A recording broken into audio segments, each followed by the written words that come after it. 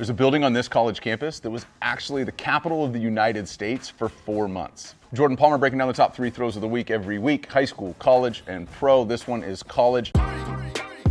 JP. And we're going to go to Princeton, New Jersey for this. This is Blake Stenstrom leading the undefeated Princeton Tigers into this game, hosting Brown. This is a 7-3 ball game approaching half. Stenstrom gets like a little brackets look where they're doubling the inside guys, singling up the outside guys, and absolutely layers this thing into a perfect window. Only his guy can get it. Princeton ends up winning this game 35-19, and they're rolling, still undefeated, into a matchup next week versus Harvard. That game has been being played since 1877. Now, the reason that Princeton's building, Nassau Hall, was considered the nation's capital for 4 months and 8 days back in 1783 was because they hosted the Continental Congress back then.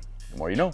This is insane. Only 2 quarterbacks have ever thrown for 350 yards and 5 touchdowns versus Nick Saban. One did it this past weekend. Can you name who the other one is? The quarterback that recently just put up those numbers? That's Hendon Hooker from Tennessee in a massive win for the Vols. Now, he had 5 of them, and I can only pick one of them, but let's take a look at what Hendon Hooker did, and let's head down to Knoxville, Tennessee. He had 5 touchdowns in this game. I could have chosen a bunch of them. I love this one, though. They're backed up on their own 20. They got a stack down here to the boundary. One guy's going to go out, one guy's going to go in, but they got a middle field safety here, so you can't layer this ball. This ball has to be ripped. It's ripped about 35 yards on a line. Number 11 does the rest. I think he had 9 touchdowns or something crazy in that game.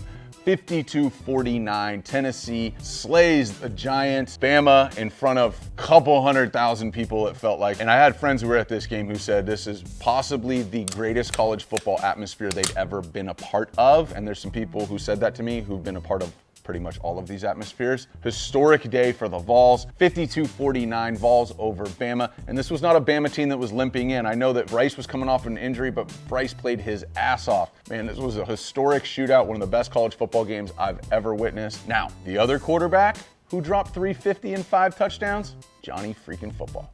USC's Lincoln Riley got this quarterback to commit to play for his school back in 2017, and fast forward 5 years, that same player ruins his undefeated season. Let's break it down. Let's go down to Salt Lake City, Utah. This is the Trojans in town to take on the Utes. And the guy that I was talking about is actually not Caleb Williams. We already know Caleb's a baller. This is Cam Rising. Let's take a peek at this play. This is down 14, almost no time left in the second quarter. Utah is driving. Cam Rising does what he should do on this play, which is make sure you know where Kincaid, the tight end, is. This guy's a baller. 3 and a hitch, rips this seam bender over that underneath linebacker. Safety's being held outside with an outside release fade. Perfectly thrown football. Clock it, ball down, move. They end up scoring on this drive, getting themselves in position to have another game that I would say is one of the best college football games I've seen in a long time, as the Utah Utes take down the undefeated Trojans in historic, memorable, never been done before on this campus style. Now, for some background. Cam Rising originally committed to play for Lincoln Riley when he was the offensive coordinator at Oklahoma. Cam ended up choosing to go to Texas and then ultimately to transfer to Utah, while Lincoln Riley went from OC to head coach and then ultimately